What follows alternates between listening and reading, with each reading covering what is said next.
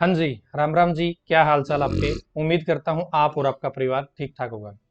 तो आज भाई अपने पास हरियाणा की आन बान शान बैठी है, श्री भूपाल सिंह खत्री जी, एचएसएससी चेयरमैन। आज हरियाणा में कोई ऐसा युवा नहीं होगा, चाहे वो मेल हो चाहे फीमेल हो, चाहे वो कितनी भी उम्र का हो, जो चेयरमैन साहब को ना जानता हो। और अब तो एचएसएससी ने या इनके मार्गदर्शन में ऐसा काम किया गया है जो अब तक हरियाणा सरकार ने या एचएसएससी ने नहीं किया था। आज पहली बार एचएसएससी का सिलेबस जारी हुआ है। अब तक कभी भी एग्जाम कैलेंडर पहले जारी नहीं किया गया था, एग्जाम कैलेंडर पहले जारी कर दिया है। और 31,000 पदों पे भर्तियों का नोटिफिकेशन रिलीज कर दिया है। सर, एक तो हरियाणा की तरफ से हरियाणा के जितने बच्चे हैं आपको धन्यवाद करते हैं, मैं बार बार कमेंटों में देखता हूँ। और स्वागत है आपका नॉलेज टीवी देसी ताऊ पर। थैंक यू जी, थैंक यू। सभी बच्चों का अभिवादन। सर कैसे हो? बहुत अच्छे। सर, अभी आपके पास भी कॉल वगैरह आती होगी धन्यवाद के लिए, तो हाँ, बहुत कैसा धन्यवाद लगता के। है? बहुत अच्छा लगता है। और हमने जो वर्षों से बच्चों की मांग थी कि कैलेंडर और सिलेबस आप एसएससी की तरह या दूसरी जो रिक्रूटमेंट एजेंसियां हैं उनकी तरह डिस्प्ले करें, पहले बताएं, तो हमने प्रयास करके ये काम किया है। और शायद इसी एक्सरसाइज में ये जो एडवर्टाइजमेंट है इसमें होने में कुछ देरी हुई है। ओके जी। तो आपके माध्यम से मैं सभी बच्चों को, ऐसे जो इस लाइन में हैं और फार्म भरने जा रहे हैं, तो उनसे मेरी एक रिक्वेस्ट है हाथ जोड़ के कि 16 तारीख से हमारी ऑनलाइन एप्लीकेशन शुरू हो रही है। तो बच्चे अपना जो फार्म है वो फिलअप करने से पहले प्रयास करें कि वो खुद फार्म भरें।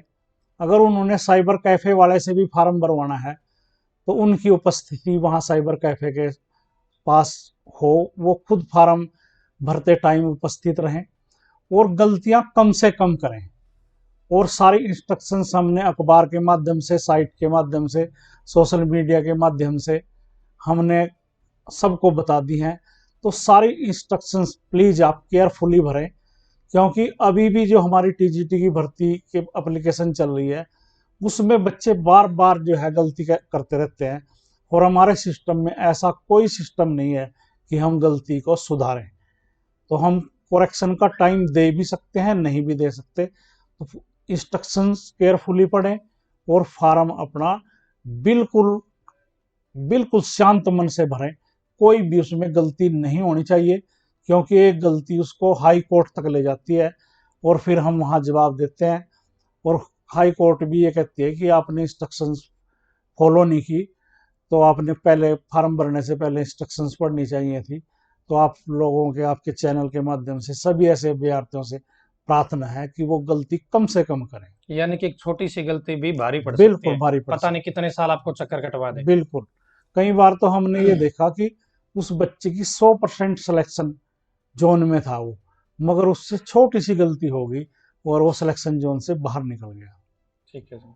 सर, मेल कांस्टेबल की ज्वाइनिंग आपने करवा दी है लगभग। एक तो बच्चे बार बार ये पूछ रहे हैं कि दूसरी लिस्ट कब आएगी। इसके अलावा जो मिस मैच का फंक्शन चल रहा है, अभी कुछ बच्चों की बायोमेट्रिक मैच नहीं हुई, तो उनकी लिस्ट कब तक जारी होगी, कब तक उनको मौका दिया जाएगा जी?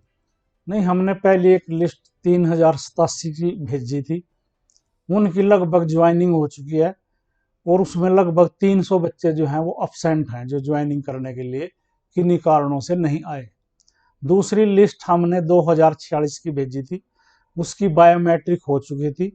कंपनी ने रिपोर्ट हमारे को कल ही दी और कल ही हमारा सारा स्टाफ जो है वो इस काम पे लगा रहा कि इसमें कितने मिसमैच हैं, कितने अपसेंट हैं। और उसका पूरे का एनालिसिस करके रात 11 बजे हमने डीजीपी ऑफिस को लिस्ट भेज दी है। आपके माध्यम से मेरा ऐसे उन सभी बच्चों से जो दूसरी सूची में, जिन्होंने बायोमेट्रिक कराई है परसों में, तो वो हरियाणा पुलिस की साइट और हमारी साइट को देखते रहें। उनको आज या कल में ही कॉल आएगी, उनकी कल या परसों ज्वाइनिंग होगी। और रही तीसरी बात, जो 833 लोगों का हमारे पास डाटा जो है वो कहीं या तो मिसमैच है या वो अपसेंट है या वो कैप्चर नहीं हो पाए किसी वजह से। एक कंपनी जो जिन्होंने गुड़गांव में किया था, ज़्यादातर शिकायत ये है कि जो गुड़गांव में जिन्होंने एग्जाम दिया था उनका शायद डाटा कुछ मिसप्लेस है, उसका भी नोटिस हम आजकल में निकाल रहे हैं। उनको मधुबन या हरियाणा पुलिस पंचकुला या हम अपने ही ऑफिस में बुला के उनकी बायोमेट्रिक करके पुलिस को अगले दिन ही रिपोर्ट भेज देंगे। और ये जो तीसरी सूची के लिए जो बच्चे अधीर हो रहे हैं या उतावलापन दिखा रहे हैं, ये समस्या भी उनकी 1-2 दिन में ही हल हो जाएगी। आप पूरा प्रयासरत हो जिसके ऊपर। बिल्कुल प्रयासरत है। और जो जेन्युइन कैंडिडेट है, जो असली कैंडिडेट है, मेरिटोरियस कैंडिडेट है, उसकी ज्वाइनिंग हर हालत में करवा के रहेंगे। दोबारा से कह रहा हूँ, हर हालत में करवा के रहेंगे। पूरे और जोश जो के साथ। फर्जी कैंडिडेट हैं उनको किसी भी कीमत पे बख्शेंगे नहीं। जो हमने बायोमेट्रिक ट्रेनिंग के दौरान भी करानी पड़ जाए। तो राजेश जी, ऐसे केस आए, परसों ही ऐसा केस आया कि एक बच्चा अपना अंगूठा कटवा के लेके आया। अच्छा। अंगूठा ही काट दिया कि ना तो अंगूठा लगेगा और ना मैच या मिसमैच होगा। देखो उस बच्चे ने कितनी गलती की। तो अंगूठा काटने से मैच या मिसमैच की तो उसकी समस्या हल हो गई, पर पुलिस के मेडिकल में बाहर हो गया, मेडिकल में अनफिट हो गया। मेडिकल में अनफिट हो गया। तो बच्चे ने गलती पे गलती कर दी और अपने एक शरीर का अंग भी काट लिया और उसके बाद भी वो पुलिस ने अनफिट कर दिया। तो इस तरह के बच्चों, इस तरह के प्रयास मत करो, मेहनत करो। 32,000 पोस्टें आपके सामने हैं और 5-6 हजार पोस्टें अगले ही हफ्ते में पुलिस की और आने वाली हैं। तो आप मेहनत कीजिए। सर जैसे इस तरीके की जो गड़बड़ करते हैं, जैसे अंगूठा काट के लिया, तो आप सोशल मीडिया पर शेयर कर दिया करो उनके वीडियो वगैरह बना के, ताकि और कैंडिडेट ऐसा ना करे आगे। कई बार या देखिए कोई। ऐसा होता है इसमें कई बार, जब हमने वो पुलिस केस बन गया, मतलब हाँ। एक तरह से वो प्रीव्यू में पुलिस के आ गया, एचएसएससी का वहां कोई रोल ही नहीं रहता। तो जब वो एचएसएससी का रोल ही नहीं रहता तो हम वीडियो हम डाल लें या हम उस बात का शेयर करें, वहां उसकी कोई मायने नहीं रहते, क्योंकि वो एक तरह से क्रिमिनल केस बन के पुलिस के मामला चला गया। ठीक है जी। और सर इसी के साथ फीमेल कांस्टेबल भी बार बार आपके सामने गुहार लगा रही कि हमारा क्या गुनाह है। नहीं, फीमेल कांस्टेबल पे देखो अभी स्टे है और 24 अप्रैल उसमें डेट लगी हुई है। जज साहब तो मई की दे रहे थे, हमने बहुत रिक्वेस्ट करके अप्रैल में उसको करवाई है। और शायद अब की बार हम एक्सपर्ट के माध्यम से जो जज साहब हैं उनको कन्विंस कराने में सफल होंगे कि नॉर्मलाइजेशन होता क्या है और नॉर्मलाइजेशन किया कैसे जाता है। और ये जो मेल कांस्टेबल की ज्वाइनिंग हुई है, एक ये भी पक्ष हो जाएगा कि जब मेल की होगी तो फीमेल की क्यों नहीं हो रही है। फार्मूला तो दोनों में एक ही था।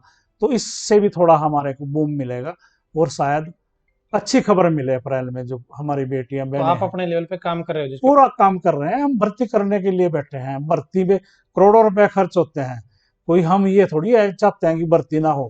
करोड़ों रुपए खर्च कर जब भर्ती ना हो तो ये तो हमारे ऊपर भी प्रश्न चिन्ह है।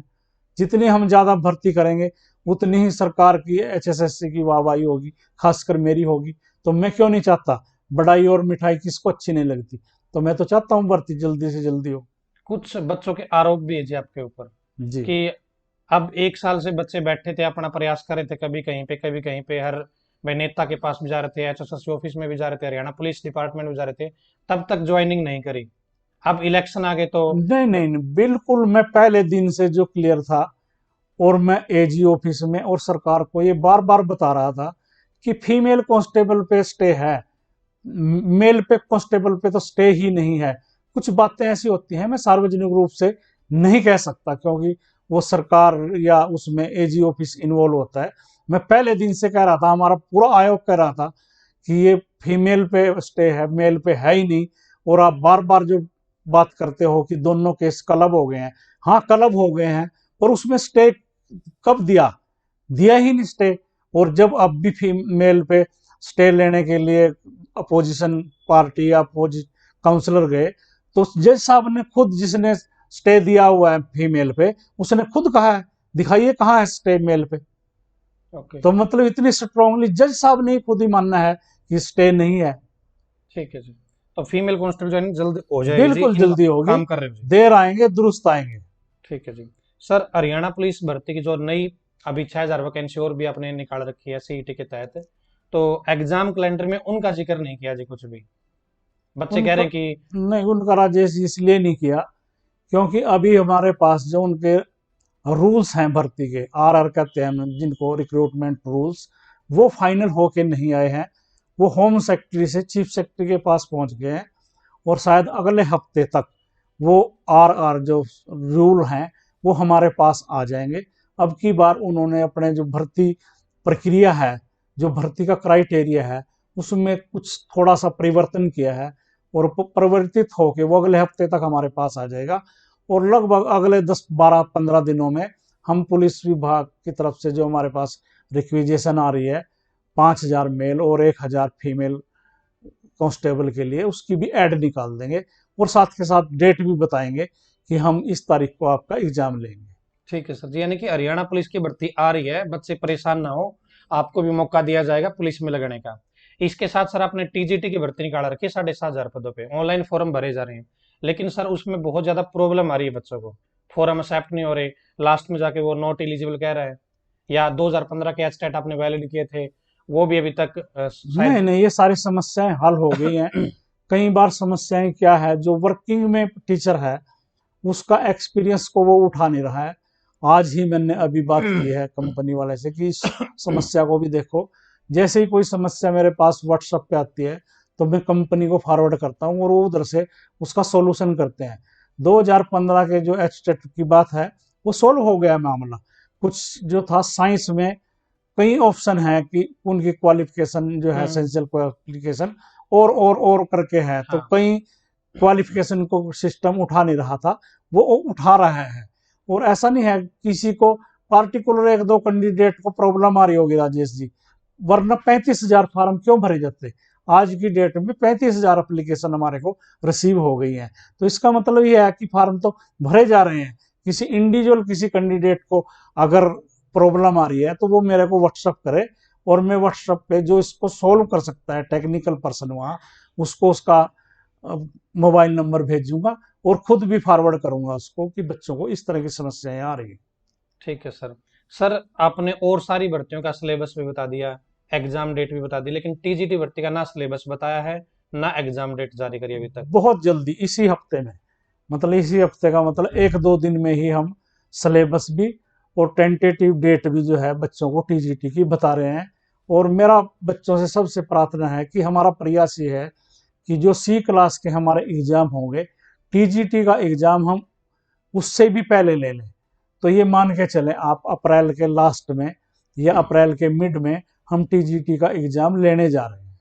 सर जैसे अभी आपने बताया कि अप्रैल के लास्ट में या मई के स्टार्टिंग में एग्जाम ले लेंगे, सिलेबस अभी तक बच्चों को मिला नहीं, क्या पता आप नया पैटर्न वहाँ पे सिलेबस नया डिसाइड कर दो। नहीं नहीं, ये मैं आपके माध्यम से भी और बाकी सोशल मीडिया के माध्यम से भी मैं बार बार बता चुका हूँ कि अब की बार जो टीजीटी का हम एग्जाम ले रहे हैं उसमें 70%, 60 से 70% हम सब्जेक्ट का ले रहे हैं और 30% में हम बाकी हरियाणा की जीके, 10 में कंप्यूटर और जो अवेयरनेस के वो है वो सिर्फ पार्ट 30% है।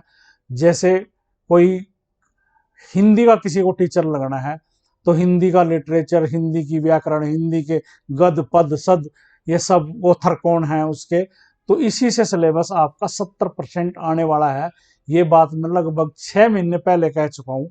हाँ, ये हमारा जो नोटिस है या सिलेबस अभी अथोराइज हमारी वेबसाइट पे नहीं आया, वो 1 2 दिन में आ जाएगा। पर फिर भी आपके माध्यम से बच्चों कह रहे हैं कि जो सिलेबस है वो 70% उसी से संबंधित आएगा जिसका वो टीचर लगने जा रहा है। ठीक है जी।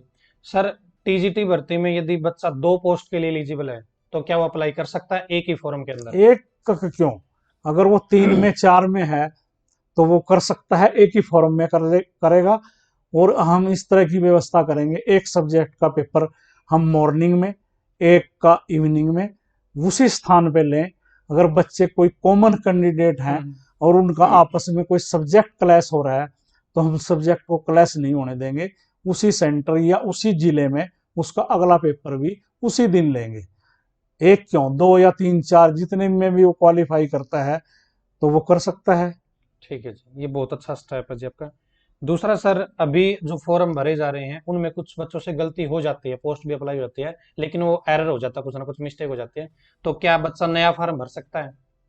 नहीं, बच्चों ने नया फार्म नहीं भरना है। हमारे आयोग ने कल ही फैसला लिया है कि हम जो सी क्लास के अंगेस्ट एप्लीकेशन लेंगे और जो टीजीटी की अभी हमारी चल रही है, हम बच्चों को 2 या 3 दिन का कोरेक्शन का या अपडेट का टाइम देंगे क्लोज डेट होने के बाद। तो वो अपना जो अपडेट करना है उसने या कोरेक्शन करनी है उन 2-3 दिन में कर सकते हैं, क्योंकि उनकी कोरेक्शन का या अपग्रेडेशन का जो वो खुलेगा सिस्टम तो उन्हीं दिनों में खुलेगा। अभी उसका खुल नहीं रहा है कोरेक्शन का। हाँ जी, अब तो एडिट नहीं हो रहा जी। जी जी। चलो ठीक है सर। जेबीटी भर्ती जैसे मेवात कैडर की बता रहे थे जी कि 950 के पास वैकेंसी खाली पड़ी है, और आपके पास एक बार आई भी थी। तो सर ऐसी कुछ उम्मीद है कि जेबीटी की भर्ती आने वाले दिनों जेबीटी में? मेवात के 2000 पद लगभग हमारे पास आए थे, और जब नए सिरे से हमने उनको वापस भेजा तो हमने कहा कि नए रूल के साथ और नए रिजर्वेशन के साथ भेजिए। तो उन्होंने टीजीटी के तो भेज दिए 7500 पोस्टें, मगर जेबीटी के शिक्षा विभाग की तरफ से अभी हमारे पास ना कोई डिमांड या रिक्विजिशन नहीं हुई। ठीक है सर। सर सीईटी के अभी करेक्शन वाला पोर्टल चल रहा है, एक तो उस पे सभी को करना जरूरी है या नहीं है, उसमें या जिसको अगर कुछ? ज्यादातर करें तो अच्छा, उसमें दो ही ऑप्शन है कि उसने जो क्लेम किया है उसको वो वेरीफाई करे, और दूसरा अगर उसने गलत नंबर ले लिए हैं तो उनको विड्रॉल करे या फॉरगो करे ताकि उसको समस्या पैदा ना हो। तो उस अभी हमने एक नोटिस निकाला हुआ है कि ईएसपी और ईडब्ल्यूएस इन दोनों को तो करना बहुत ही जरूरी है, क्योंकि इन दोनों का स्टेटस चेंज होता रहता है। आज ईडब्ल्यूएस हूं मैं, कल ना रहूं। हाँ। जिस दिन फार्म भरा था उस दिन मैं ईडब्ल्यूएस था, आज नहीं हूं, मेरी इनकम बढ़ गई है। तो उन दो के लिए तो कंपलसरी है, या शायद तीन ईएसपी के लिए भी है। ईएसएम और ईडब्ल्यूएस। हाँ, इन तीन दो का हमने नोटिस निकाला हुआ है। और अगर बच्चे दूसरे भी जिनका क्लेम किया हुआ है वो उसको किसी तरह से वेरीफाई करना चाहते हैं कि मेरा क्लेम सही है, तो उसके सपोर्टिंग डॉक्यूमेंट अपलोड कर सकता है वो। मतलब किसी को प्रॉब्लम नहीं है तो उसके लिए कंपलसरी नहीं है? कंपलसरी कोई नहीं है, हम उसकी बात मान लेंगे, और डॉक्यूमेंट वेरिफिकेशन पे उसका जो है उसको अगर गलत है तो बाहर निकाल देंगे उसको। ठीक है सर। तो रिवाइज रिजल्ट भी जारी होता होगा फिर तो जी? रिवाइज कुछ रिजल्ट बच्चों भी का अपडेट रिजल्ट होगा जी? होगा। जैसे ये क्लेम और जो डिस्क्लेम है वापसी का, ये सारा अपडेट हो जाता है हमारा डेट के बाद, तो हम ये सारा स्टेटस एनटीए के पास भेजेंगे, और एनटीए से रिक्वेस्ट करेंगे कि जो सोशो इकोनॉमिक के नंबर नया स्टेटस हमारा ये है, अब बच्चों के रिटर्न के साथ जोड़ के नया स्कोर के साथ रिवाइज रिजल्ट अपनी वेबसाइट पे डालिए, तो वो रिवाइज होगा रिजल्ट मतलब। ठीक है। एक बार आपने ये भी कहा था कि हम रैंकिंग दिखाएंगे बच्चे की, तो क्या अब रैंकिंग दिखाने के ऊपर भी काम करोगे? रैंकिंग तो जब हम 4 टाइम के लिए कॉल करेंगे उसी टाइम बताएंगे उसको कि रैंकिंग, आपकी रैंकिंग क्या है। अच्छा जी। एक रिवाइज्ड आंसर की हुई है या नहीं हुई, वो भी अभी तक बच्चों को नहीं पता जी। ऑब्जेक्शन ये मांगे हमने थे आपने। एनटीए से रिक्वेस्ट की है कि आप रिवाइज आंसर की डालिए, और जो फाइनल रिजल्ट आपने कौन सी आंसर की के आधार पे दिया है ये आप डिस्प्ले कीजिए। तो ये एनटीए का काम है। हम दोबारा आप रिमाइंडर भेज के उसको रिक्वेस्ट करेंगे कि एग्जाम होने से पहले ये दोनों चीज़ें क्लियर कर दें, वरना इस तरह के केस कोर्ट में जाते हैं कि क्या कौन सी आंसर की से हाँ, हमारा फाइनल रिजल्ट आया। रिजल्ट बनाया था। बच्चे इस बात को लेकर हाई कोर्ट में चले जाते हैं, तो उनसे दोबारा रिक्वेस्ट करेंगे कि वो फाइनल आंसर की डिस्प्ले करें। ठीक है जी। सर अभी 4 गुना लोगों को एग्जाम के लिए बुलाया जाएगा, जो भर्तियों के एग्जाम होंगे। तो बच्चे को पता कैसे चलेगा कि मैं 4 गुना में हूँ या ना हूँ? मैं तैयारी करूँ इस पोस्ट की, क्योंकि कुछ बच्चे ऐसे एलिजिबल तो आप अप्लाई तो सभी करवाओगे जिसने 50% और 40% नंबर ले लिए, क्वालिफाई कर लिया। लेकिन बच्चे को नहीं पता ना कि भाई मैं एग्जाम दे पाऊंगा ना दे पाऊंगा। हम जो हमारी डेट क्लोजिंग डेट है, हम प्रयास करेंगे उसके बाद कि एक से अधिक पोस्टों पे कितने बच्चों ने भरा है और कितने बच्चे एक से अधिक पोस्टों पे एलिजिबल है। तो हमारा प्रयास होगा कि हम कट ऑफ बताएं कि कॉमन टेस्ट की कट ऑफ ये है और टेक्निकल पोस्टों की कट ऑफ ये है, तो बच्चों के ऑटोमेटिक पता लग जाएगा कि मैं 4 टाइम में हूँ भी या नहीं। ये एक्सरसाइज हम एग्ज़ाम की डेट से 15 दिन पहले और कट ऑफ के डेट के 1 हफ्ते के अंदर ये एक्सरसाइज हम करने का प्रयास करेंगे। कुछ बच्चों के ये शिकायत आ रही है जैसे मैं भाई बेंगलोर से नौकरी छोड़ के आया हूँ, 2 महीने में पढ़ूंगा, मेरे को लास्ट में पता चलेगा एग्जाम, एडमिट कार्ड तो 7 दिन पहले या 10 दिन पहले आएंगे जी। उस टाइम तक तो जो समय है वो निकल चुका होगा, चाहे वो तो यूजफुल रहेगा नहीं, उसके वो लिए या जिस वो खराब हो जिस जाएगा। जिस पोस्ट को वो इजीली समझता है और ये सोचता है कि इसमें मैं मास्टर हूँ, इसकी मेरी पूरी तैयारी है, उसकी पूरी तैयारी करे वो। हमारे सामने तो कॉमन टेस्ट है। अब हम 386 कैटेगरी के, हमारे पास 32,000 पोस्टें हैं। 386 कैटेगरी के हम अगर एग्जाम लेने लगे तो 5 साल भी नहीं होते। तो ये तो बच्चों की डिमांड पे भी, सरकार के सुझाव पे भी और हमारे आयोग ने फैसला लिया है कि हम 58 कॉमन ग्रुप बनाएं, तो उसको ध्यान में रखते हुए किया है। और जब कोई पॉलिसी हम अडोप्ट करते हैं उसमें कुछ लोगों को सुविधा भी होती है, किसी कुछ को असुविधा भी होती है।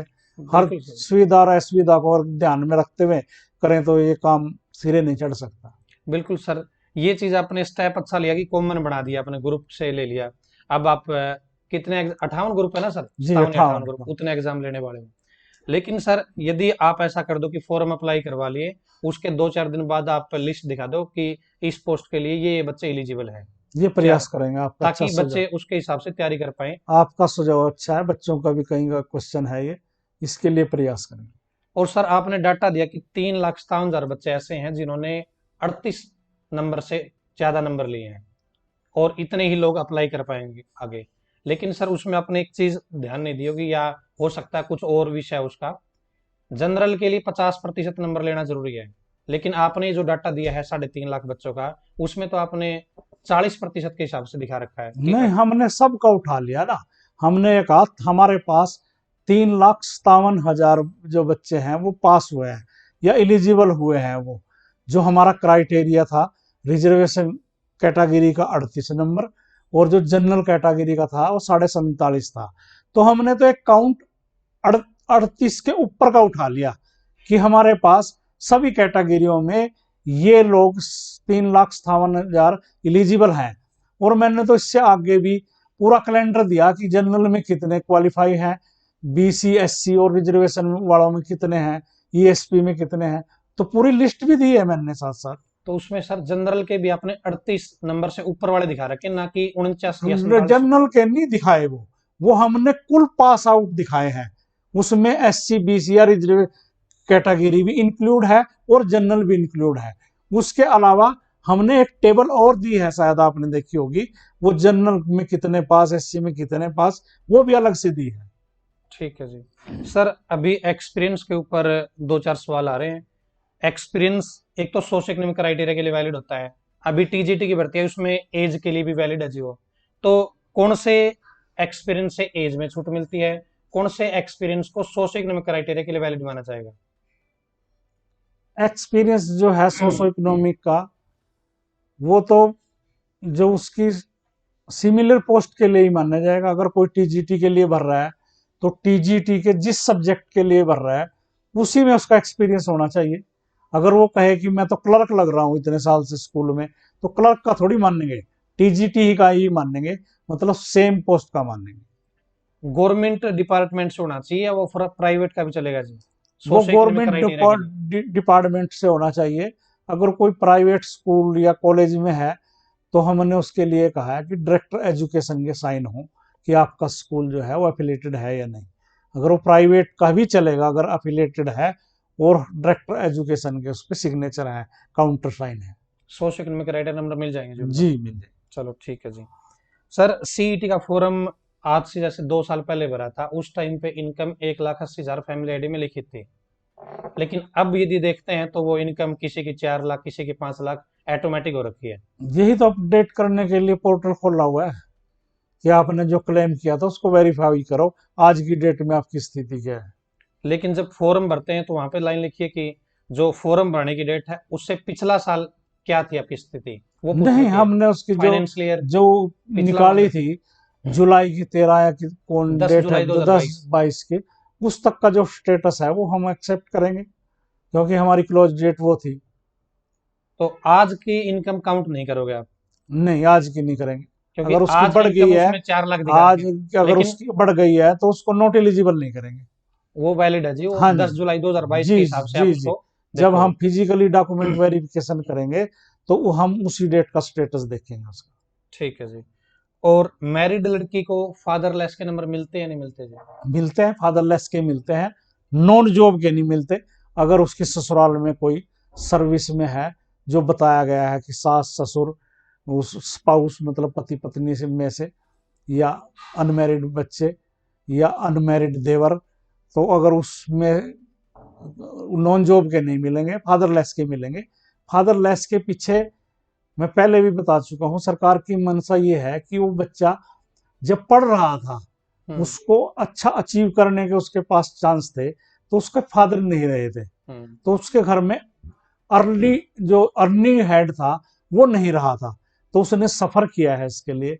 उसकी एजुकेशन ठीक नहीं हो पाई, उसको ऐसी स्थितियां नहीं मिल पाई, तो फादरलेस के नंबर उस धारणा को देख के दिए जाते हैं, मैरिड लड़कियों को मिल जाएंगे जी। मिल जाए। सर फायर ऑपरेटर कम ड्राइवर की 2063 वैकेंसी आई हुई है।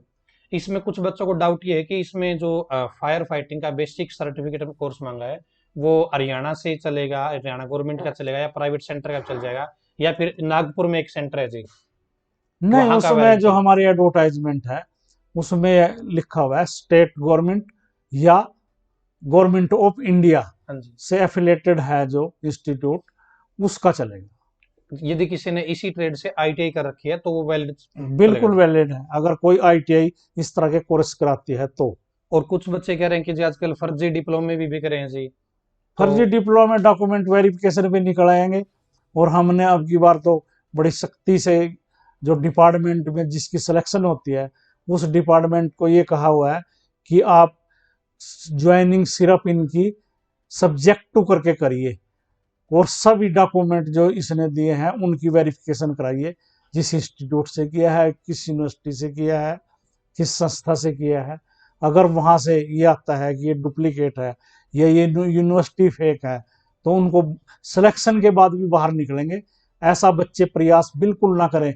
ये हमारे संज्ञान में आया है कि टेक्निकल पोस्टों के लिए हाँ, डिप्लोमे या सर्टिफिकेट बड़ी मात्रा में खरीदे जा रहे हैं, उनकी वेरिफिकेशन होगी, बिल्कुल 100% होगी। यानी कि कोई भी फर्जी कैंडिडेट सिलेक्शन नहीं ले पाएगा। बिल्कुल नहीं सिलेक्शन ले पाएगा। सिलेक्शन के चाहे 1 साल बाद बाहर निकालना हो, 6 महीने बाद निकालना हो, जो फर्जी है उसको नहीं रहने देंगे डिपार्टमेंट में। ठीक है जी। सर सीईटी का फॉर्म भरा था बीसीए कैटेगरी से, उसके नंबर आ गए 70, यानी कि वो जनरल में भी क्वालिफाई है उसका सीईटी, और बीसीए में भी है। अभी कुछ पोस्ट ऐसी है उसमें बीसीए की वैकेंसी नहीं है, तो क्या वो बच्चा जनरल में अप्लाई कर पाएगा उस पोस्ट के लिए? जनरल में अप्लाई नहीं कर पाता हो, मगर अगर स्क्रीनिंग टेस्ट में उसके नंबर इतने आ जाते हैं कि जनरल की कट ऑफ से ऊपर हैं, तो जो बीसीए हो वो जनरल की कट ऑफ में अगर है तो उसकी सिलेक्शन जनरल में होगी। यानी कि अभी अप्लाई तो उसको बीसीए में ही करना बीसीए पड़ेगा, में ही करना पड़ेगा, वो अपने नंबर लेके फिर जा नंबर सकता है। लेके वो जनरल में जा सकता है। ठीक है जी। और कुछ इसी कंडीशन में ईडब्ल्यूएस का मैटर है सर, वो 2022 में तो ईडब्ल्यूएस के लिए काबिल था, लेकिन अब सीईटी मेंस की भर्ती महीने 2 महीने में फॉर्म भरे जाएंगे, उस टाइम पे ईडब्ल्यूएस वैलिड नहीं बन सकता उसका, फिर वो आगे कैसे अप्लाई करेगा जब उसके पास सर्टिफिकेट ही नहीं है? 2022 का कहा है ना, 10 जुलाई या 13 जुलाई जितने जो डेट है उसका क्या स्टेटस था वो देखेंगे। वो तो अब तक रिजल्ट निकालने के लिए था जी, लेकिन अब जो फॉर्म अप्लाई करेंगे उस टाइम भी तो उसका वैलिड डॉक्यूमेंट मांगोगे आप कि वैलिड आज। डॉक्यूमेंट देखेंगे, वो देखेंगे सीईटी का स्टेटस क्या था उसकी। लेकिन ईडब्ल्यूएस का सीईटी अब से नहीं तो बना रहा क्वालिफाई बच्चा। हुआ है ना वो। हम्म। अच्छा जी। और सीईटी का फॉर्म स्पोर्ट्स कोटे से भर दिया जी, अब स्पोर्ट्स की एक भी वैकेंसी नहीं है 31,000 में, तो वे बच्चे क्या करेंगे जी अब? सीईटी में कुछ बच्चे पास हुए हैं जो ईएसपी के थे, हाँ। उनके लिए स्पेशल ड्राइव की भर्ती आ रही है अगले हफ्ते में, अच्छा। 4 डिपार्टमेंटों की। और इनसे वैकेंसी निकल अलग, सकती है जो? हाँ इनसे अलग आएगी। पर हम सरकार से ये पूछ रहे हैं कि जब हम टेस्ट लेंगे, उनका टेस्ट इनके साथ लें या उनका एग्जाम अलग से लें। अभी सरकार ने ये क्लियर करना है।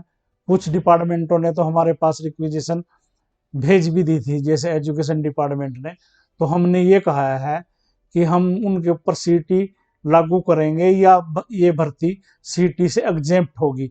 ये दो बातें हमारे को बताओ, और ये भर्ती अलग से करें हम इसके स्पेशल ड्राइव में, या सीटी के जो अन्य कैंडिडेट हैं, मेन कैंडिडेट हैं, उनके साथ करें। ये दो चीजें 2-4 दिन में सरकार की तरफ से क्लियर होके आ जाएंगे। मगर जो ईएसपी की जो भर्ती का वो डिमांड है वो अगले हफ्ते तक आ रही है कि चारों डिपार्टमेंट ने अपने जो है रिक्विजिशन सरकार के पास अब भेज दी। स्पोर्ट्स की वैकेंसी केवल इन 4 जो अभी डिसाइड करे थे अभी पीछे, तक तो यही है, उन्हीं में आगे की जाएगी। सरकार क्या निर्णय लेती है वो अलग बात है। ठीक है। तो अब इन वैकेंसी में जो अभी नॉर्मल आई हुई, इनमें अप्लाई नहीं कर पाएंगे बच्चे? नहीं कर पाते क्योंकि इनमें सीट ही नहीं है। अगर वो भरना चाहे तो जनरल में अप्लाई करे। तो जनरल में अप्लाई कैसे करेगा जी? आप कह रहे हो कि कैटेगरी उसको चेंज नहीं कर उसका सकता? अगर उसके जनरल से ऊपर ज्यादा नंबर हैं और वो एएसपी की पोस्ट ही नहीं है तो हम उसके उसी से अधिकार से थोड़ी छीन सकते हैं उसको कि वो अप्लाई ही ना करे। तो अप्लाई कर अभी सकता है मैंने वो। सवाल आपसे पहले पूछा जी, बीसीए वाला, बीसीए की वैकेंसी बीसीए नहीं। की अलग चीज है, अच्छा, ईएसपी का अलग है। ठीक है जी। अभी एक पीछे कोर्ट केस का ही मामला था जी, ऐसे योग्यता सर्टिफिकेट में, कि यदि बच्चे ने जनरल की रेस को क्वालिफाई कर लिया है तो आगे वो भर्तियों में चेंज कर सकता है जी, अपनी कैटेगरी अप्लाई कर सकता है जनरल के लिए भी। कोर्ट ने डिसीजन दिया है ऐसा, मेरे संज्ञान में नहीं है। एलिजिबिलिटी सर्टिफिकेट के अगर बारे है में। तो स्टडी करेंगे इस चीज में। और ग्रुप डी में स्पोर्ट्स की वैकेंसी होगी जी कुछ? क्योंकि ग्रुप डी में तो भी बोला हुआ नहीं, ना, ग्रुप डी में तो बाहर 10%। की ही नहीं, ग्रुप डी में होगी 3% जो है। ठीक है जी। ये सिर्फ सी में की है, डी में तो रहेगी स्पोर्ट्स ठीक है। पर्सन हरियाणा की। पुलिस का तो सर नोटिफिकेशन आप अलग निकालोगे? बिल्कुल, नया इसके अलावा नोटिफिकेशन कुछ नहीं ऐड, क्योंकि उसका क्राइटेरिया चेंज होगा बाकी जी? पोस्टों से कुछ अलग है। उसमें पीएसटी पीएमटी भी है, तो इसलिए उसकी ऐड अलग से ही आ रही है। अभी और सीईटी अभी जो में। 58 ग्रुप है, शायद 59 पुलिस का अलग से ग्रुप होगा। ठीक है सर, इनके अलावा जो 31,000 पोस्ट निकाली हुई है, इनमें कुछ ऐसी वैकेंसी जिसमें फिजिकल की मांग कर रखी है, जैसे फॉरेस्टर की वैकेंसी है, उसमें आपकी रेस भी है और फिजिकल स्टैंडर्ड भी मांग रखा है। तो उनमें फिजिकल पहले होगा या फिर रिटर्न के बाद होगा? अभी हम इस पे विचार कर रहे हैं और बहुत जल्दी ही एक नोटिस निकाल के हम पूरा जो क्राइटेरिया है वो बताएंगे और सीक्वेंस बताएंगे कि हम पहले क्या करने जा रहे हैं। स्किल टेस्ट लेने जा रहे हैं, पीएमटी पीएसटी करने जा रहे हैं, जैसे प्रिजन के वार्डन है, रेंजर है, डिप्टी रेंजर है, गार्ड है। इस तरह की पोस्टें हैं जिसमें क्वालिफिकेशन, एसेंशियल क्वालिफिकेशन के साथ साथ मेजरमेंट भी है और वॉकिंग या रेस भी है। तो उन पोस्टों को अलग करके प्रयास करेंगे कि स्किल टेस्ट हम उनका पहले लें और रिटन टेस्ट बाद में लें। ठीक है सर। सर जैसे एमपीएसडब्ल्यू मेल की वैकेंसी है, बता रहे हैं कि 8 साल से नहीं निकाली। इसके अलावा वाटर पंप ऑपरेटर की भर्ती थी, वो इस बार एडवर्टाइजमेंट में अपने नहीं दिखा रखी। पाइप फिटर की कुछ वैकेंसी थी, ये नहीं दिखा रखी जी। तो ये आगे आने की उम्मीद है डिपार्टमेंट से, या कुछ और दिक्कत चल रही जी इन वैकेंसियों के साथ? देखिए राजेश जी, हम रिक्रूटमेंट एजेंसी हैं। जो वैकेंसी सरकार या डिपार्टमेंट हमारे पास भेजता है हम उसकी भर्ती करते हैं या भर्ती प्रक्रिया शुरू करते हैं। ऐसी बहुत 3,000 पोस्टें लगभग ऐसी हैं जो हमने डिपार्टमेंटों को, जो सारी वैकेंसियां 32,000 हमने वापस करके रूल चेंज करने के लिए दी थी, या सोशो इकोनॉमिक नए सिरे से जो सोशो इकोनॉमिक का मेथड आया है उसके हिसाब से करने के लिए हमने लगभग सारी पोस्टें वापस कर दी थी। और उनमें से 3,000 पोस्टें ऐसी हैं जिसमें एमपीएचडब्ल्यू या जो ऑपरेटर की बात कर रहे हैं आप, और भी बहुत सी ऐसी पोस्टें हैं, लगभग 12-13 कैटेगरी ऐसी हैं, और कुल 3,000 पोस्टें ऐसी हैं जो दोबारा से सरकार या डिपार्टमेंट ने हमारे पास नहीं भेजी। तो हमारे पास तो जो डिपार्टमेंट या सरकार रिक्विजिशन भेजता है हम तो उसकी भर्ती करते हैं। हम पोस्टों को क्रिएट थोड़ी करते हैं वो कि तो कौन सी डिपार्टमेंट है, भर्ती होगी, सरकार का नहीं, काम। ये तो सरकार का या डिपार्टमेंट का काम है। ठीक है जी। तो आईटीआई की कुछ पोस्ट निकली हो, जैसे एएलएम की है, एसए की है जी। किसी बच्चे के पास आईटीआई ना हो लेकिन इसी ट्रेड में हायर क्वालिफिकेशन हो, पॉलिटेक्निक हो या बीटेक हो, तो क्या वो बच्चा एलिजिबल है जी? एलिजिबल है। ये बहुत बहस का विषय पीछे भी बना, और आपने देखा होगा कि पूरे हरियाणा में 2 ग्रुप बन गए थे, एक हायर क्वालिफिकेशन वाला और जो एक एसेंशियल क्वालिफिकेशन आईटीआई हाँ डिप्लोमा जी। वाला। तो ये क्लियर है, सीएस जो चीफ सेक्रेटरी की इंस्ट्रक्शंस है कि आप हायर क्वालिफिकेशन को इग्नोर नहीं कर सकते। वो उसकी बेसिक एसेंशियल क्वालिफिकेशन है। अगर उससे ज़्यादा पढ़ा हुआ है वो, सेम ट्रेड उसको में। पॉलिटेक्निक में डिप्लोमा है या उसी स्ट्रीम से उसकी बीटेक है, तो हम उसको रोक नहीं सकते, वो एलिजिबल है। ठीक है जी। इस बार आपने वो परसेंटेज की कंडीशन भी लगा दीजिए कि आपको, आपने जो इलेक्ट्रीशियन या कोर्स किया उसमें 50% या 60% नंबर होने जरूरी है। नहीं, बता रहे। ऐसा ऐसा नहीं है। हमने अगले टेस्ट में ये कहा है कि जनरल को 50 और रिजर्व कैटेगरी को 40% नंबर लेने हैं। डिप्लोमे में परसेंटेज की तो कोई शर्त नहीं है। है जी ऐसा। तो डिपार्टमेंट ने भेजी होगी। हाँ वो अब बता रहे कि डिपार्टमेंट पहले ने, ऐसा कई नहीं था जी डिपार्टमेंटों ने उसमें। अकाउंटेंट चाहिए, तो उन्होंने कहा कि हमारे को तो एम कॉम में जो 60% से ऊपर है वो हम्म, चाहिए। वो तो डिपार्टमेंट का क्राइटेरिया है, हमारा थोड़ी है। ठीक है जी। और जो अभी आप बात कर रहे थे सीईटी मेंस में 50% व 40% की नंबर आपको लेके आने पड़ेंगे, जरूरी है, बिल्कुल। तभी आप फाइनल में जा पाओगे। बिल्कुल। तो सर बच्चे ये कह रहे हैं कि आपने करीम तो पहले निकाल ली, अब और क्या बच्चे की जान लोगे। बोल रहे हैं कि जब 7 लाख बच्चों में से 3.5 लाख बच्चे निकाल दिए, उनमें से एएलएम के लिए हो सकता है 5,000 बच्चे हो, और क्या करीम निकालोगे जी। चलो, हम बच्चों के साथ हैं और कुछ बातें बताने के नहीं होते, तो हम ज्यादातर बच्चों को ये सोचेंगे कि उनकी सिलेक्शन हो, कोई बच्चे ऐसा कह, तरीका अपनाएंगे कि इस 50 और 40% की वजह से ज्यादा बच्चे ना रहें। कोई क्योंकि ऐसा तरीका निकालेंगे। एचएससी का जो पेपर का लेवल है जी वो यूपीएससी से भी ऊपर है। चलो, हम कह नहीं बच्चे सकते कह उसको। बच्चे कह रहे हैं कि हम यूपीएससी क्रैक कर देंगे, लेकिन देखेंगे, एचएससी से डर जो लगता है। हमारे प्रिंटर है या एक्सपर्ट है या एग्जामिनर है, हम उसको कुछ हिदायतें देंगे कि ज्यादा से ज्यादा बच्चे पास हो। ठीक है जी। सर सीईटी मेन फॉर्म में आप ग्रुप वाइज बुलाओगे, या जो कैटेगरी बना रखी है आपने 360-70 के आसपास, उनके हिसाब से 4 गुना बुलाओगे, या फिर जो बच्चे की कैटेगरी है, जनरल है, ईडब्ल्यूएस है, पोस्ट के 4 गुना बुलाओगे जी। ये क्वेश्चन विचारणीय है, और हमने इस पे अभी तक विचार नहीं किया कि हम ग्रुप के 4 टाइम बुलाएं या उसकी कैटेगरी के 4 टाइम बुलाएं। इसके ऊपर विचार क्योंकि करने सर का बिल्कुल इसमें आपने बहुत आप, अच्छा सुझाव दिया है, और ये 1-2 दिन में ही हमने एक्सरसाइज करनी पड़ेगी। हम अपने आयोग की मीटिंग बुला के और एक्सपर्ट की मीटिंग बुला के इस बात को निर्धारित करें कि इसमें हम क्या फार्मूला अपनाएं। आपका बहुत धन्यवाद इसके लिए कि आपने एक ऐसी हिडन बात हमारे को बताई कि आप धन्यवाद की तो, कैटेगरी का 4 टाइम करेंगे या ग्रुप का धन्यवाद की तो कोई बात नहीं, लाशी पे दिया बस। करेंगे।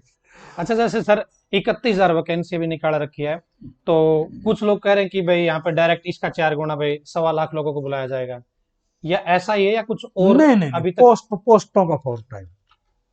अभी तक तो पोस्ट का 4 टाइम है ना। अब आपने पोस्ट कर ग्रुप में 2 में हाँ बांट वो दिया बात। अलग अलग ये विचार नहीं है। दिक्कत होगी जी, हाँ उसमें जी। थोड़ा सा सोचने वाली बात होगी हाँ, जी। नहीं, जो कैंडिडेट के हित में जो निर्णय होगा वो करें।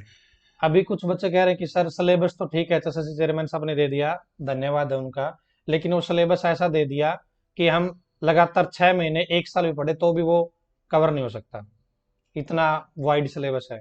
कोई वाइड नहीं है।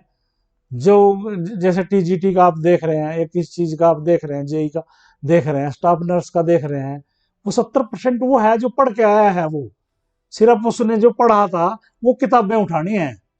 आपकी कोचिंग को भूल जाए, अब वो जो पढ़ा था उसने सिलेबस अपनी क्लास में, उसको उठाए एक बार।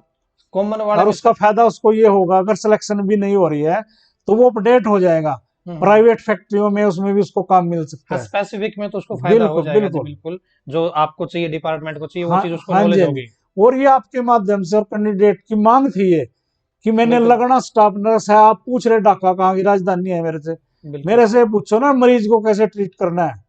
अभी जब आपने सिलेबस रिलीज किया तो हरियाणा में किसी भी टीचर ने वो सिलेबस एक्सप्लेन भी नहीं किया। नहीं, आपने किया।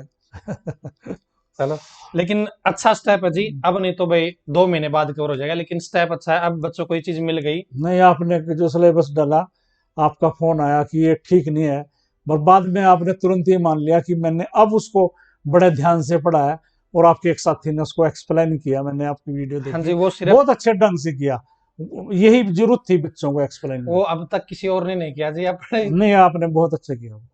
चलो। बच्चों की भी दुविधा उससे कुछ हटी हुई, हम्म, और कुछ चीजें हमारी भी जानकारी में आई। बिल्कुल जी। और आपने जो कॉमन वाली वैकेंसी है 12th वाली और ग्रेजुएशन वाली, उसमें हरियाणा जीके को वैल्यू दे दी दोबारा से, वो भी एक अच्छा स्टेप है जी। लेकिन कुछ बच्चों की एक और डिमांड है जी, जो स्पेशल टेक्निकल वाली जॉब है उनमें भी हरियाणा जी की थोड़ी एक्स्ट्रा करनी चाहिए सर को, ताकि हरियाणा के बच्चे को वेटेज मिले। नहीं, हमारा उन चीजों में जो टेक्निकल है उनमें प्रयास ये है कि बच्चा जो उसकी ट्रेड है, जिस पोस्ट पे वो जा रहा है उस चीज का वो मास्टर हो। बाकी उसने कुछ जनरल नॉलेज चाहे कम भी हो उसकी, तो हम जो उससे काम करा रहे हैं कम से कम उसमें तो मास्टर हो ना वो। नहीं, वो तो 70% में बहुत अच्छा स्टेप है जी। जो अभी 20% में आपने दे दिया जी भाई, हम इंडिया के भी पूछ सकते हैं, हम मैथ के पूछ सकते हैं, रीजनिंग के पूछ सकते हैं। वहां पे हरियाणा जीके को आप थोड़ी वेटेज दे सकते थे, जैसे आपने कॉमन वाले में दिया। चलो इस पे बाद में विचार चेंजमेंट किया विचार ना, करेंगे। वो और जो अच्छा। पेपर सेटर है उससे कहेंगे कि हरियाणा बिल्कुल, मतलब को आपको थोड़ी अप्रिशिएट प्रेफरेंस किया जी दें। इस काम को कि तुरंत आपने एक्शन लिया उस चीज के ऊपर। और सर हरियाणा पुलिस के जो फीमेल कैंडिडेट है जी, जो पहले नाम आ गया था लिस्ट में, क्या अब वो सीईटी मेंस में नो जॉब के नंबर ले सकती है जी? क्योंकि अभी तक ज्वाइनिंग नहीं हुई, हो भी नहीं, और जरूरी नहीं, क्या पता उनका नाम लिस्ट से हट जाए। ले सकते हैं अभी तक, क्या पता रिजल्ट रिवाइज हो जाए जब उस चीज तक में। ज्वाइनिंग नहीं होती तब तक ले सकते हैं। ठीक है जी, क्योंकि बार बार सवाल आ रहे थे जी। सीईटी मेंस का अपने एग्जाम शेड्यूल जारी कर दिया जी, अनेक प्रकार के ग्रुप्स का। क्या इनका रिजल्ट भी इकट्ठा ही आएगा? ये अभी गर्व की बात है कि हम कौन सी पोस्ट का रिजल्ट पहले दें, कौन सी का बाद में दें, या मैक्सिमम रिजल्ट हम एक ही दिन दें। अभी ये विचार करेंगे इस विषय। डीवी में कितना गुना लोगों को बुलाया जाएगा जी डॉक्यूमेंट वेरिफिकेशन में? जो भी पास होंगे, अच्छा, इसमें अब वो गुणा वाले कंडीशन हट कोई जाएंगे गुणा कि वाली कंडीशन जितने। नहीं है। जितने हमने 4 गुणा बुलाए तो 4 गुणा को ही डीवी पे बुला लेंगे। अगर 4 गुणा नहीं हो रहे हैं, जितने गुणा हो रहे हैं या वन टाइम में हो रहे हैं उनको बुलाएंगे। यानी कि वो 50 और 40 वाले कंडीशन पूरा कर दे, वो हाँ, एलिजिबल हो जाएंगे वो। बिल्कुल बिल्कुल। सर वीएलडी की पोस्ट बाकी स्टेट में सीईटी से बाहर है, अपने वाले में अंदर है। वीएलडी की पोस्ट खाली भी रहती है जी, और इस बार भी बता रहे हैं कि वीएलडी वाले बच्चे बहुत कम है, पोस्ट ज्यादा है, इस बार भी खाली रह जाएगी। वो तो एप्लीकेशन आने के बाद पता लगेगी कि पोस्टों से ज्यादा हमारे पास एप्लीकेशन आ रही है या पोस्टों से कम आ रही है या बराबर बराबर आ रही है। अभी हम ये बात थोड़ी कह सकते हैं। जब एप्लीकेशन कॉल होके लास्ट डेट हो जाएगी, ये सिनेरियो तो तब हाँ, उत्पन्न तब होगा। सामने आएगा जी। ठीक है जी। सर क्लर्क भर्ती को 3 साल हो गए, वेटिंग वाले बच्चे इंतजार कर रहे हैं। रिवाइज रिजल्ट से पहले भी वेटिंग में थे, बाद में वेटिंग में है, तो अब तक कोई वेटिंग के ऊपर काम नहीं हो रहा जी, बच्चे बार ये बार। केस अभी सब जुडिस है ना। जो बच्चे बाहर हो गए थे दूसरी, उसमें जब दूसरे हमने रिवर्स रिवाइज में। रिजल्ट डाला तो लगभग 950 के करीब बच्चे बाहर हो गए थे। उन्होंने अपनी सर्विस पे स्टे लिया हुआ है। तो वेटिंग तो तब क्लियर होगी अगर वो बच्चे बाहर होंगे। तो उन्होंने तो बाहर होना ही है आज निकल, क्योंकि वो तो फेल हो गए हैं अब दूसरी लिस्ट में, रिवाइज रिजल्ट में, या नॉट एलिजिबल हो गए हैं। अभी तो मतलब ऑलरेडी ज्यादा लोग काम कर रहे हैं जी क्लर्क पोस्ट पे। नहीं, ज्यादा नहीं कर रहे हैं, वेटिंग क्लियर नहीं हो रही है। लगभग वेटिंग भी तो इतनी थी जितने आज अपने स्टे लिए बैठे हैं। ठीक है, जो हटने थे हाँ जी, जब उन्होंने वो स्टे लिया हुआ हटेंगे है। तब वेटिंग लिस्ट वो अभी ड्यूटी कर रहे हैं जी। ड्यूटी कर रहे हैं। ठीक है जी। और स्पोर्ट्स पर्सन की ग्रुप डी की लिस्ट और लगेगी जी अभी? वो मतलब पहले वाली पेंडिंग पड़ी, आप पिछली बार भी कह रहे थे कि इसके ऊपर काम चल रहा है और करवाने वाले हैं। हमने 2-3 लेटर जो है सीएस को लिख दिए हैं, उनका अभी तक कोई जवाब नहीं आ रहा था। एक बार उन्होंने जवाब लिख के भेज दिया था कि स्पोर्ट्स कोटे के इतने बच्चे आप और भेज दो, वेटिंग में से उठा लो। तो फिर हमने लेटर लिखा कि आपने कुल काउंट करके भेज दिया कि 350 या 373 भेज दो। हमने बाइफरकेशन में चाहिए कि जनरल के कितने भेज दो, एससी के कितने भेज दो, बीसी के कितने भेजें, एक्स सर्विसमैन कितने भेजें, हैंडीकैप कितने भेजें। तो अभी तक वो लिस्ट नहीं है सरकार की तरफ से आई हमारे पास। पर ये अभी तक जो वेटिंग है ये स्टैंड कर रही है। ये नहीं है कि ये अभी एक्सपायर नहीं सर हुई। एक्सपायर नहीं हुई, और सरकार ने ये नहीं कहा कि इस चीज को भूल जाओ अब हमने नई भर्ती करनी है। अभी ये एग्जिस्ट कर रही है। ठीक है सर। सर जैसे सीईटी का फॉर्म जब पहली बार भरा गया तो वो जनवरी 2021 से लेके 31 मार्च 2021 तक भरा गया था। उसके बाद में कुछ लोगों की शादी हो गई, उन्होंने फैमिली आईडी अलग बनवा ली। पहले फॉर्म भरा था जिसमें पेरेंट्स भी साथ थे, अलग फैमिली आईडी थी, अब अलग हो गई सिंगल वाइफ की और हस्बैंड की। तो इस सिचुएशन में आगे कैसे क्या प्रोसेस होगा जिनको, कैसे उनका प्रोसेस चलेगा, कैसे आप चेकिंग करोगे उनकी? हम तो अपने कट ऑफ डेट का स्टेटस देख रहे हैं, उस हमारी कट ऑफ डेट में क्या स्टेटस था। नहीं, पहले तो वो माँ बाप की फैमिली आईडी में थे जी, लेकिन शादी होने के बाद उन मियाँ बीवी ने अलग बनने वाली फैमिली आईडी, फॉर्म तो माता पिता वाली फैमिली आईडी से भरा हुआ है ना। तो इससे फर्क क्या पड़ता है उसका? आप माता पिता वाले के हिसाब से ही उसको पूरा प्रोसेस करोगे। हाँ, उसको ये तो कह नहीं सकता कि मेरे माँ बाप सर्विस में थे और मैं नॉन जॉब का नंबर ले लूं अब। हाँ वो तो चाहे अलग उसमें हो चाहे। लिखा हुआ है कि माँ बाप सर्विस में, चाहे वो अलग भी रहते हो। और सर मैंने आपको एक ग्रुप बताए थे 368 और 69, उसमें आपने एज कम कर रखी है 18 से, एक में 22 है एक में 26 है। वे पोस्ट सिंपल एज की है। और जो प्रिजन डिपार्टमेंट की है, जेल विभाग की है, उसमें वार्डर और फीमेल वार्डर की है, उसमें एज आपने 18 से 42 कर रखी है। बच्चे कह रहे हैं कि ये बाय मिस्टेक है या ये रूल ही ऐसा है। आप बार बार राजेश जी ये कहते हो कि आपने कर रखी है, और मैं बार बार ये कहता हूं कि नहीं हम नहीं सर, कुछ भी करते। जो मिस्टेक क्लैरिकल मिस्टेक डिपार्टमेंट में था। हमारे पास भेजता है क्राइटेरिया या नॉर्म्स भेजता है, हम उसको कॉपी कर देते हैं एडवर्टाइजमेंट में।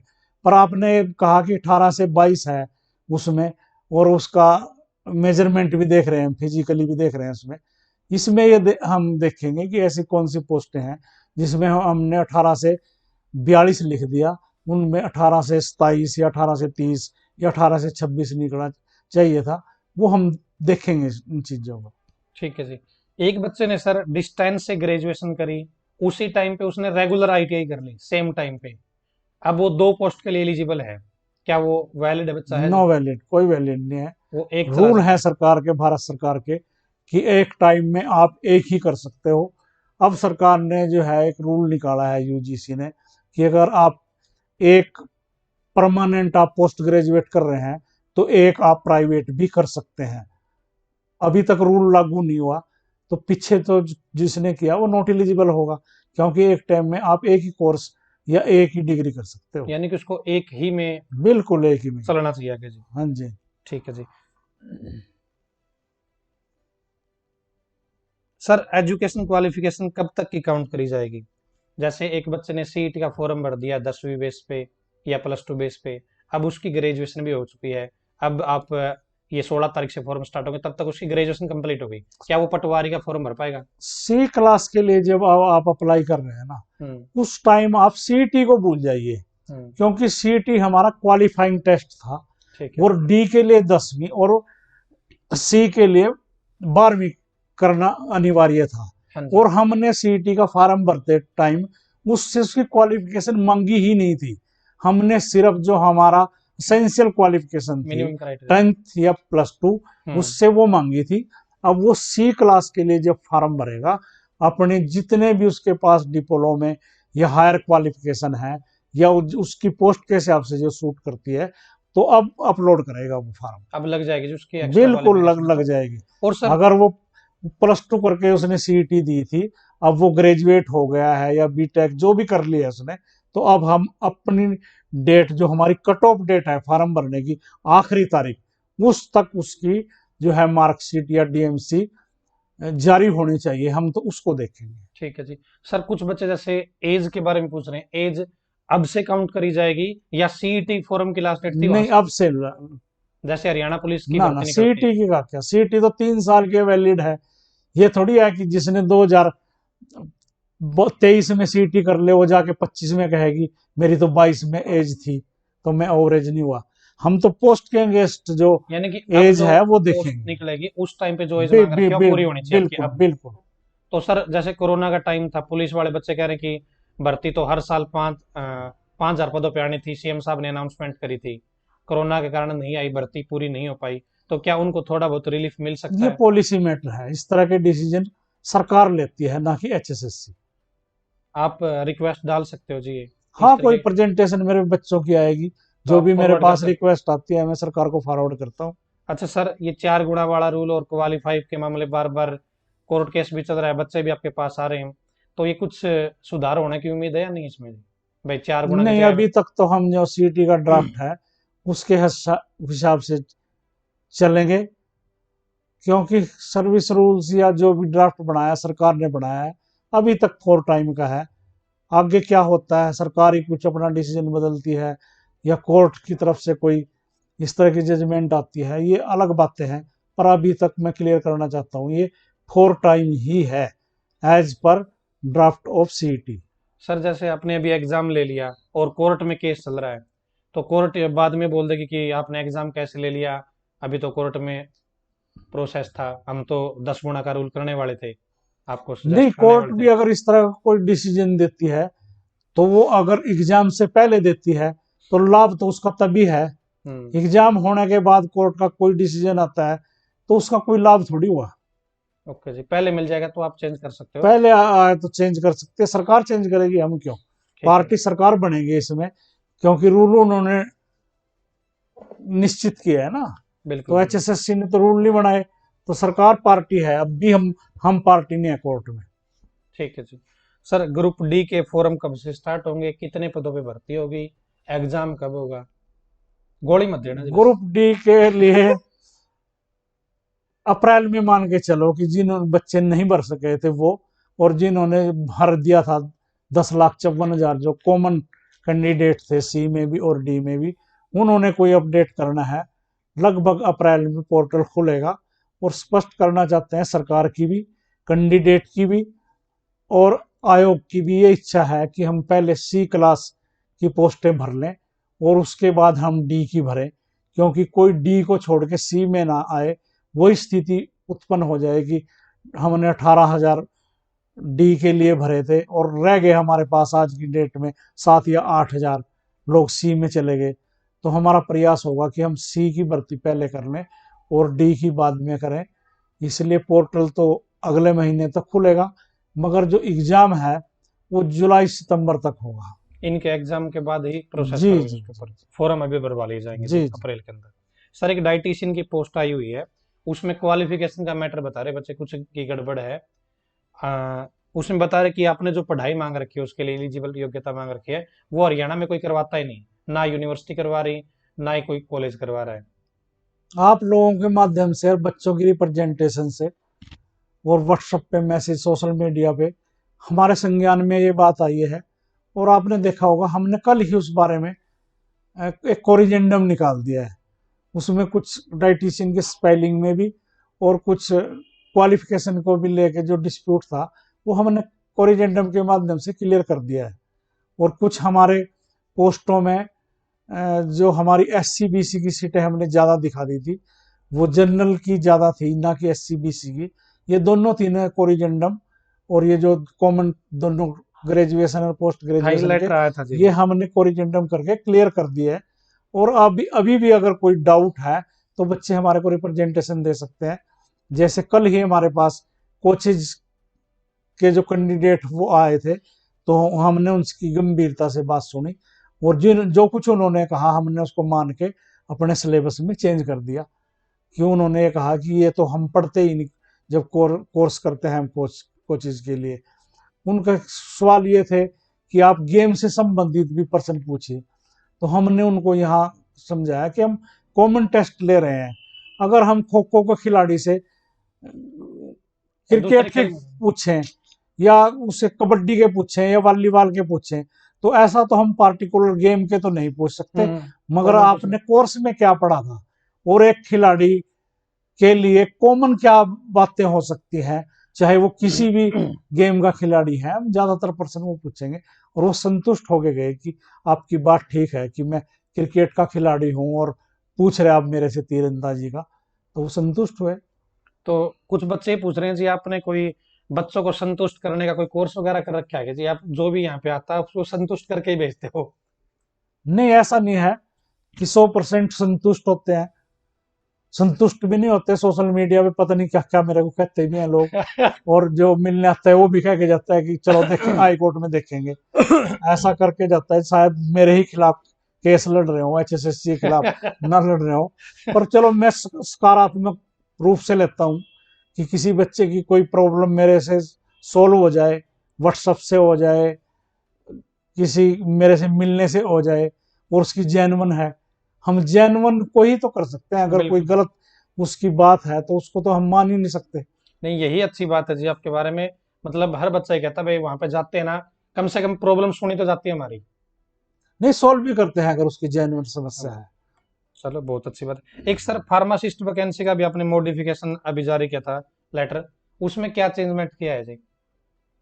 वो बता रहे कि फार्मासिस्ट में कुछ डिप्लोमा वगैरह है उसमें एडमिशन की डेट पहले वो वैलिड था, अब वो वैलिड नहीं होता जी, कुछ ऐसा कुछ किया था। मेरे संज्ञान में नहीं है। अच्छा जी।